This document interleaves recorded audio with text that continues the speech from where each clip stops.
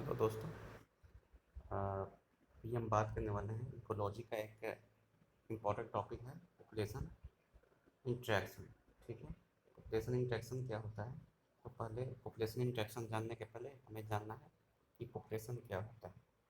Population जानने के लिए आपको समझना होगा कि जो पॉपुलेशन है वो इकोलॉजी का एक इकोलॉजी का या इकोसिस्टम का एक पार्ट है।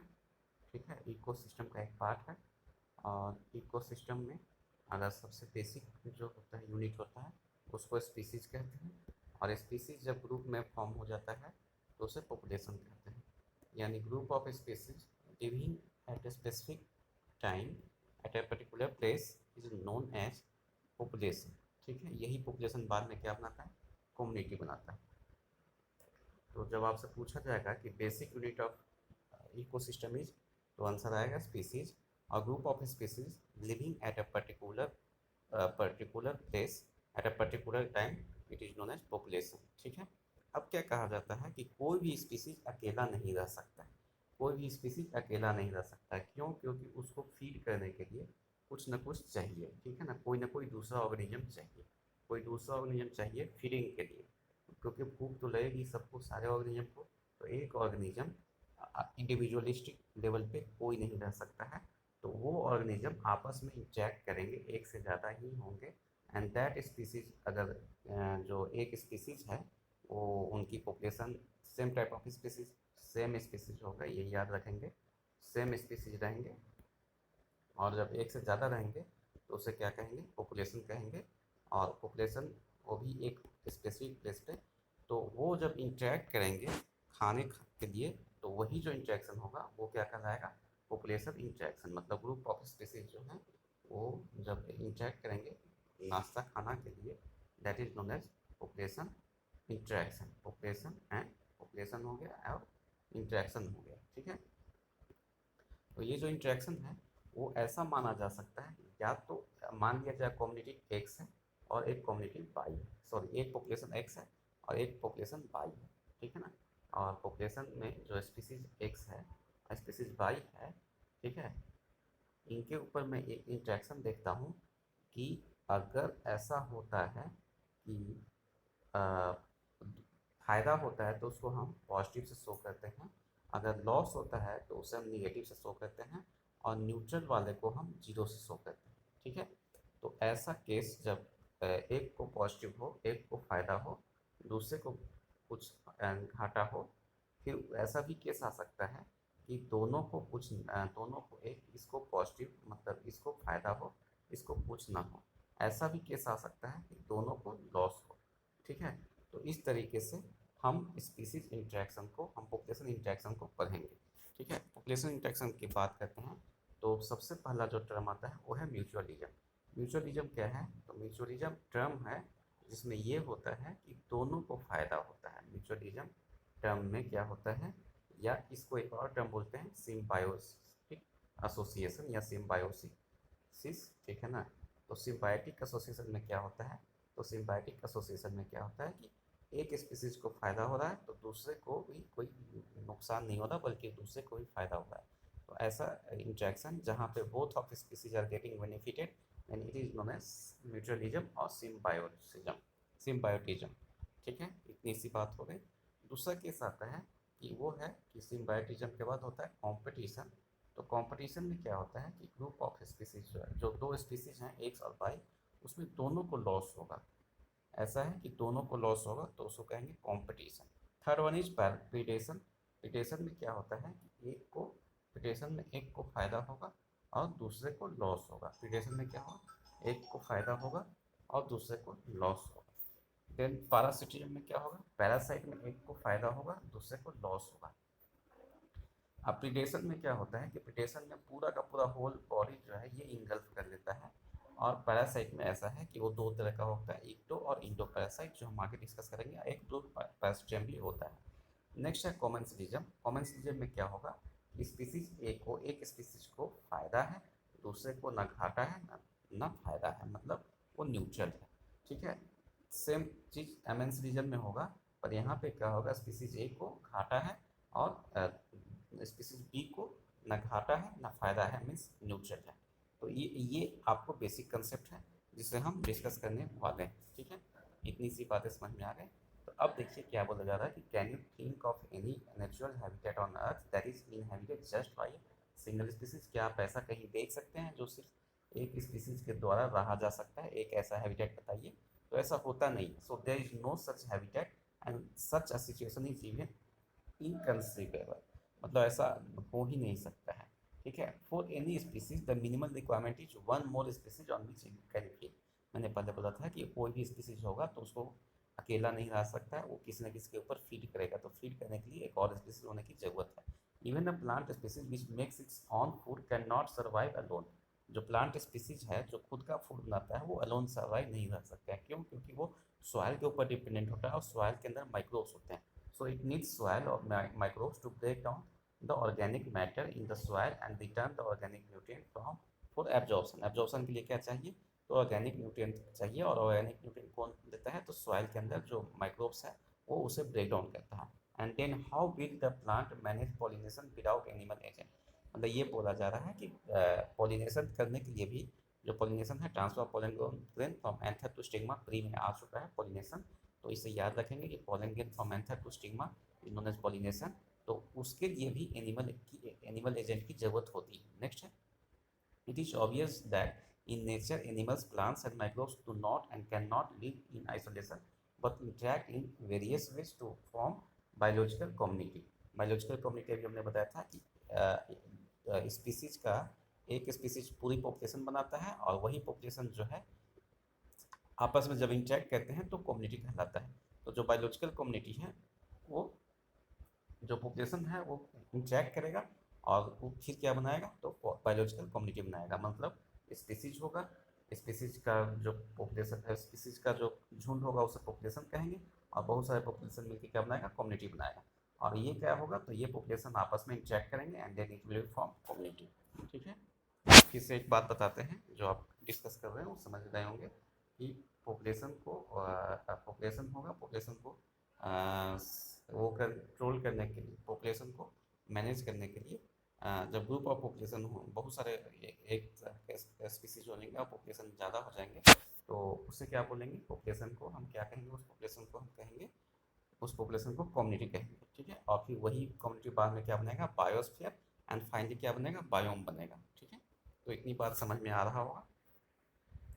इससे एक बात बताते हैं, group of species having similar structure, group of species जो कि having similar habitat living at a particular area and particular time is known as, उसे क्या बोलेंगे? उसे हम बोलेंगे कम्युनिटी, उसे हम बोलेंगे पॉपुलेशन। और जब वो पॉपुलेशन एक फिर से ग्रुप बनाएंगे तो उसे बोलेंगे कम्युनिटी, आपस में इंटरेक्ट करेंगे और ये फाइनली जो है ये बनेगा बायोस्फीयर और लास्ट में बन जाएगा बायोम्स। ठीक है, तो ये बातें हम डिस्कस कर चुके हैं। अब ये बता रहा है कि हम जो स्पीसीज का जो इंटरेक्शन है वो हो सकता है कि इंटर स्पेसिफिक इंटरेक्शन। मतलब इंटर स्पेसिफिक मतलब दो स्पीसीज के बीच में इंटरेक्शन होता है। तो वो कैसे है होता है? तो arises from interaction of population of two different species. एक दो डिफरेंट स्पीसीज के अगर पॉपुलेशन इंटरेक्ट करेंगे तो उसे क्या बोलेंगे? Inter species interaction. They could be beneficial मतलब फायदेमंद हो सकता है, डेट्रीमेंटल मतलब नुकसान हो सकता है, और neutral that is neither harm nor benefit of one species और both. Next, assigning a positive sign for beneficial interaction हमने बात कर चुका है, minus sign for detrimental and zero for neutral interaction. ठीक है, तो ये जो पॉसिबल ये इंटरेक्शन हो सकता है इंटर स्पीसीज इंटरेक्शन, वो इस तरीके से हम देखेंगे। इंटर स्पेसिफिक इंटरेक्शन में क्या होता है? म्यूचुअलिज्म में क्या होता है? दोनों को फायदा हो रहा है, इसको सिम्बायोटिक एसोसिएशन भी बोलते हैं। कंपटीशन में क्या होता है? तो एक को भी घाटा हो रहा है, दूसरे को भी घाटा हो रहा है, कंपटीशन होगा। प्रीडेशन में क्या होगा? एक का फायदा होगा, दूसरे को घाटा होगा, प्रीडेशन होगा। उसके बाद पैरासिटिज्म में क्या होगा? एक को फायदा होगा, दूसरे को घाटा होगा। उसके बाद कॉमन्सलिज्म में क्या होगा? एक को फायदा होगा, दूसरा न्यूट्रल रहेगा। एंड सिमिलरली एमेंसलिज्म में क्या होगा? एक को नुकसान होगा, दूसरे को कोई फायदा नहीं, नुकसान नहीं होगा, मीन्स न्यूट्रल होगा। ठीक है, नेक्स्ट, तो both species benefit in mutualism में दोनों स्पीसीज बेनिफिट हो जाता है। And both loss in competition में दोनों लॉस करते हैं in their interaction with each other. In both parasitism and predation only one species benefit, एक ही स्पीसीज को बेनिफिट होता है, जो बेनिफिट होता है उसको पैरासाइट बोलते हैं या प्रीडेटर कहते हैं। एंड द इंटरेक्शन, नेक्स्ट है, and the interaction and the interaction is detrimental to other species, जिसको हम क्या कह सकते हैं, तो जिसपे पैरासाइट बैठता है, जिसको नुकसान हो रहा है उसको पोस्ट कहते हैं। वैसे ही अगर उसमें बात करेंगे प्रीडेशन में, तो उसको क्या बोलेंगे, उसे हम प्रे बोलेंगे, जिसको नुकसान हो रहा है। मीन्स एक होता है शिकार और एक होता है शिकारी, ठीक है। शिकार करने वाला होता है और शिकारी जो होता है वो शिकार करने वाला होता है। तो शिकारी जो है वो उसको क्या होगा, फायदा होगा, और जो शिकार होगा उसको नुकसान होगा। दैट इज प्रे, एंड ये क्या होगा, प्रीडेटर होगा, ठीक है। ये हो जाएगा प्रीडेटर, एंड शिकार जो होगा उसको कहेंगे प्रे, ठीक है। उसके बाद the interaction when one species is benefited and other is neither benefited nor harmed is known as commensalism. In amensalism, on the other hand, one species is benefited, harmed, whereas other species is unaffected, ठीक है। उसके बाद predation, parasitism, amensalism share a common characteristic, that is interaction, interacting species live closely together। Means ये बोल रहा है कि amensalism, parasitism और predation जो है वो क्या होता है, predation में, parasitism में और commensalism में क्या होता है कि जो इंटरेक्शन स्पीसीज है क्लोजली लिव करते हैं, ठीक है, मतलब साथ साथ लिव करते हैं, ठीक है। अब पहली बात है प्रीडेशन। तो प्रीडेशन क्या होता है कि प्रीडेशन है कि जैसे आप देखते होंगे कि बाघ जो है बकरी को खा रहा है, तो बाघ यहाँ पे क्या है, बाघ जो है वो प्रीडेटर है और बकरी जो है वो प्रे है, ठीक है। तो बाघ बकरी को खाना, that is predator, predation, and the process known as predation. तो कह रहा है कि what would happen if all the energy fixed by autotrophic organism in this community has no animals to eat the plants. ऐसा बोलता है कि community जो ऑटोट्रॉफिक ऑर्गेनिज्म है वहाँ पे कोई भी जो ऑटोट्रॉफिक ऑर्गेनिज्म है जैसे प्लांट है, तो उसको खाने वाला कोई भी एनिमल ना रहेगा तो क्या होगा। तो आप समझ सकते हैं कि उनकी पॉपुलेशन एक्सेसिव हो जाएगा। तो you can think of predation as nature's way of transferring to higher trophic levels the energy fix by plant. मतलब ये कह रहा है कि जो प्रीडेशन है वो एक तरीके से एनर्जी का ट्रांसफर हो रहा है हायर प्लांट से, कहाँ पे, तो एनिमल के को, ठीक है ना। When we think of predator and prey, most probably it is the tiger and deer. अभी हमने बात किया था कि शेर होगा, बाघ होगा और डियर होगा, ठीक है ना, हिरन होगा। That really come to our mind, ये हमारे दिमाग में आता है। But sparrow eating any seed is no less than a predator. लेकिन ऐसा है कि जो स्पैरो है वो जो सीड को खा रहा है तो भी एक प्रीडेटर ही है, उससे कम नहीं है। All those animals eating plants are categorized separately as herbivores. पर यहाँ पे हम ये बोल सकते हैं कि जो एनिमल प्लांट को खा रहे हैं उसे हेर्बिवोर्स कहते हैं, ठीक है। तो they are in a broad ecological contest not very different from predator. But ecological concept जब हम ब्रॉडली लेंगे तो वो प्रीडेटर से अलग नहीं हो सकते हैं। Next, beside acting as conduits for energy transfer across trophic level, predator play important role। किस तरह से,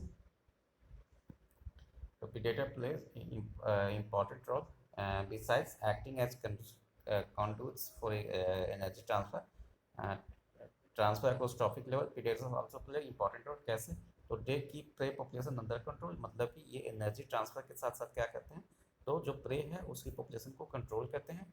but for predators prey species could achieve very high population density and cause ecosystem instability। ये बता रहे हैं कि अगर ऐसा ना होता है, but for predators prey species could achieve very high population density, जो प्रे का स्पीसीज है वो उनकी डेंसिटी बढ़ जाएगी और इकोसिस्टम में इनस्टेबिलिटी काउज करेगी। तो so when certain exotic species are introduced into a geographical area, they become invasive। मतलब ये कहता है कि कोई हम एक्जोटिक स्पीसीज को, मतलब बाहर से लाकर स्पीसीज को इंट्रोड्यूस करते हैं न्यू एरिया में, तो वो क्या होता है, इन्वेसिव हो जाता है। क्यों इन्वेसिव हो जाता है, क्योंकि वहाँ पे उनका इन्वेसिव मतलब होता है बहुत ज़्यादा इन्वेजन करता है, मतलब बहुत ज़्यादा आक्रमण करता है, उस एरिया के स्पीसीज को खा जाता है। क्यों ऐसा क्यों होता है, क्योंकि उसका वहाँ पे कोई प्रीडेटर नहीं होता है। समझ में आया या नहीं आया, मतलब मैं ये बता रहा हूँ कि ये एक प्लांट है जिसे मैं अमेरिका से लाया और लगा दिया, कहाँ पे, इंडिया में लगा दिया। जब इंडिया में लगा दिया तो अमेरिका में तो इसके जो ये स्पीसीज क्या कहलाएगा, इसको कहेंगे एक्जोटिक स्पीसीज। क्या कहेंगे, एक्जोटिक स्पीसीज। तो ये जो एक स्पीसीज इंडिया में आएगा तो इससे खाने वाला यहाँ पे कोई नहीं रहेगा। जब कोई खाने वाला मीन्स कोई प्रीडेटर नहीं रहेगा तो इसकी पॉपुलेशन जो है हाईली हो जाएगी, बहुत ज़्यादा हो जाएगा, और ये इकोलॉजी के लिए हानिकारक होता है, इंडेमिक स्पीसीज के लिए हानिकारक होता है। So though they become invasive and start spreading fast because the invaded land does not have natural predator, मतलब उसका कोई नेचुरल प्रीडेटर नहीं होगा, इसलिए उसकी पॉपुलेशन बढ़ जाएगी।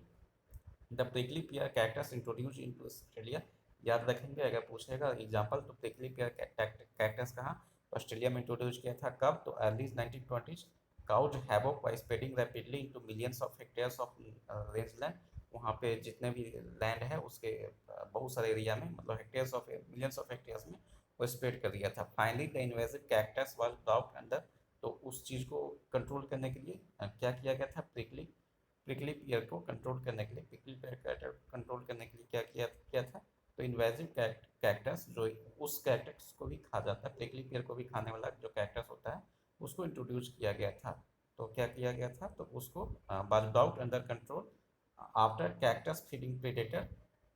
उस कैक्टस फीडिंग प्रेडेटर क्या था, तो मोथ था, फ्रॉम इट्स नेचुरल हैबिटेट, मतलब नेचुरल हैबिटेट से एक मौत को लाया गया कहाँ पे, तो जहाँ पे कैक्टस को उगाया गया था वहाँ पे, तब जाके ऑस्ट्रेलिया में कैक्टस की पॉपुलेशन को कंट्रोल किया गया। Next, biological control methods adopted in agriculture pest control are based on ability of the predator to regulate prey population.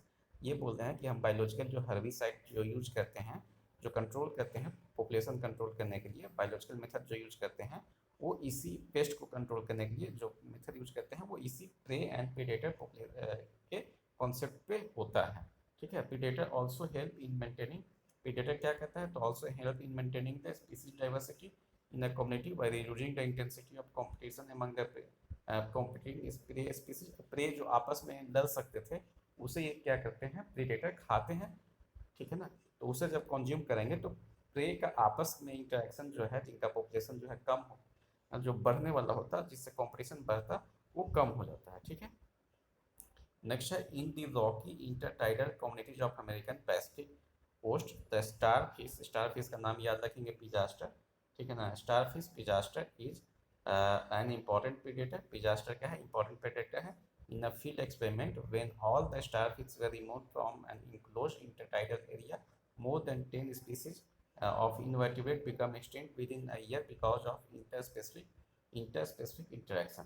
मतलब ये बोला जा रहा है कि स्टार फिश है, in a field experiment when all the starfish were removed, सारे starfish को रिमूव कर दिया गया था, तो क्या हुआ था, more than 10 species of invertebrate become extinct, मतलब कि 10 से ज़्यादा स्पीसीज जो है वो एक्सटिंक्ट हो गया था। क्यों, क्योंकि आपस में उनका इंटरस्पेसिफिक कॉम्पिटिशन हुआ था।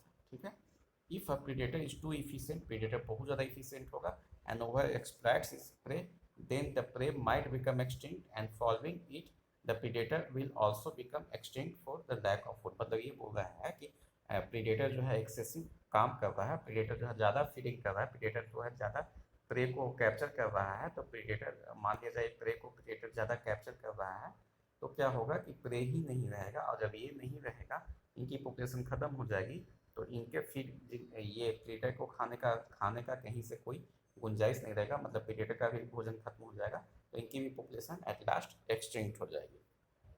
ठीक है, this is the reason why predator in the nature are prudent, prudent मतलब चालाक होते हैं, prey species have evolve various defences. अब देखिए ऐसा नहीं है कि प्रे भी अपने आप को बचने के लिए कोई काम नहीं करता है, तो प्रे स्पीसीज के अंदर भी जो है वो बहुत सारा अपना मैकेनिज्म करता है प्रीडेटर को क्या करने के लिए, प्रीडेटर को कमज़ोर करने के लिए, मीन्स प्रीडेशन से बचने के लिए जो प्रे स्पीसीज है उसके अंदर बहुत सारे डिफेंस मैकेनिज्म काम करते हैं। ठीक है, some species of insect and frogs are cryptically colour यानी camouflage and to avoid being detected easily by predator, क्या कहता है कैमोफ्लेज, मतलब अपना कलर बदल देते हैं गिरगिट की तरह, तो वो क्यों करते हैं, क्योंकि खुद को बचाना चाहते हैं, किससे, तो सामने वाला प्रीडेटर से। ठीक है ना, तो some are poisonous and therefore avoided by the predator, और कुछ जो होते हैं वो पॉइजनस होते हैं, वो इसलिए प्रीडेटर से बच जाते हैं।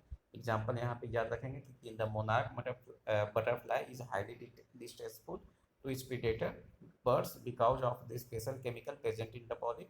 Interestingly, the butterfly acquires this chemical during its caterpillar stage। कब acquire कहते हैं, तो caterpillar stage में by feeding on poisonous weed पे जब खाते हैं तो मोनार्क बटरफ्लाई क्या होता है, मोनार्क बटरफ्लाई जो है कैटरपिलर स्टेज में ही एक तरीके से डिस्टेस्टफुल मतलब जो है काफ़ी वो टेस्टी नहीं बल्कि खराब कड़वा टेस्ट का वो होता है क्यों? क्योंकि वो पॉइजनस वीड को सिक्रीट करता है, पॉइजनस वीड पे फीड करता है। कब? कैटरपिलर स्टेज में ही, मतलब काफ़ी पहले ही वो वीड पे फीड करता है, पॉइजनस वीड पे फीड करता है, जिसकी वजह से उसके बॉडी के अंदर डिस्टेस्टफुल केमिकल सब्सटेंस भर जाता है। उसकी वजह से जब भी प्रीडेटर उस पर फीड करता है तो वो उसको टेस्टी नहीं लगता है, इसलिए उसे छोड़ देता है। Next, for plant herbivores are predator, plant के लिए हेर्बिवोर्स क्या है? प्रीडेटर है। उसके बाद nearly 25% of insects, all insects are known to be phytophagous, मतलब कि 25% जो इंसेक्ट है वो फाइटोफैगस है, मतलब प्लांट के सैप पे वो फीड करते हैं। तो feeding on plant SAP and other parts of plant.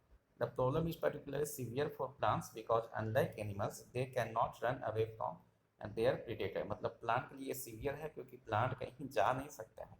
Animal तो प्रीडेटर से बचने के लिए जो है प्रे कहीं दूर जा सकते हैं, लेकिन प्लांट के अंदर ऐसा नहीं हो सकता है। ठीक है, लोकोमोशन की सुविधा नहीं है। तो plant therefore have evolved an astonishing variety of morphological and chemical defences, इसलिए ये मॉर्फोलॉजिकली और केमिकल डिफेंस मैकेनिज्म लाते हैं। कैसे? तो अपने आप को हर्बीवोर्स से बचाने के लिए। तो थॉर्न कहाँ कहाँ एग्जाम्पल में मॉर्फोलॉजिकली डेवलपमेंट थॉर्न्स होता है कहाँ पे? तो अकेसिया और cactus are most common morphological means of defence. Thorn कहाँ कहाँ? अकेसिया और कैक्टस में जो कांटे लगे होते हैं वो एक तरीके से मॉर्फोलॉजिकल फीचर है, किस चीज़ के लिए? तो प्रीडेटर से बचाने के लिए। फिर many plants produce and store chemical that make the herbivores sick when they eat inhibit feeding और डाइजेशन, मतलब जब उसको कोई एनिमल उसको खाता है तो क्या करता है कि एक तरीके से केमिकल सिक्रीट करता है जो उसको इनहिबिट करता है फीडिंग में और डाइजेशन में। डिस्टर्ब इस पॉपुलेशन और इवन किल, और प्रीडेटर के पॉपुलेशन को रिप्रोडक्शन को डिस्टर्ब करता है और इवन की प्रीडेटर को मार भी सकता है, ऐसा केमिकल सिक्रीट होता है। You must have seen the Calotropis, जो अकवन का पेड़ होता है ग्रोइंग इन एवरेंट फील्ड, वहाँ पे आप देखे होंगे कि कोई भी एनिमल नहीं जाता है। तो plants produce highly poisonous cardiac glycoside, क्योंकि वो कार्डिक ग्लाइकोसाइड प्रोड्यूस करता है, and that is why you never see any cattle और goat crouching in on this plant, मतलब इस प्लांट के ऊपर किसी भी तरह का कोई भी एनिमल और प्लांट फीड नहीं करता है। A wide variety of chemical substance that we extract from plants on a commercial state, nicotine, जैसे अब क्या क्या कमर्शियल स्टेट पे हम वैरायटी वो प्रोड्यूस करते हैं, निकोटीन हो गया, कैफीन हो गया, क्विनीन हो गया, स्ट्रीचिन हो गया, ओपियम हो गया, ठीक है ना, are produce by them actually as defence against grazer and browser, मतलब कि ब्लाउजर और ग्लेजर के ऊपर ये क्या होता है कि ये जो है ब्राउजर और ग्रेजर से बचाने के लिए, मतलब चलने वाला जो जीव है, जंतु है, उससे बचाने के लिए अपने ऊपर केमिकल का सिक्रीशन करता है। इस तरह से तो निकोटीन, उसके बाद कैफीन, उसके बाद क्यूनिन और स्ट्रिचिन और ओपियम। ठीक है, तो आज हम इतना ही देखते हैं। नेक्स्ट अगले वीडियो में हम डिस्कशन करेंगे कंपटीशन, ठीक है ना, amensalism, commensalism and parasitism. Thank you.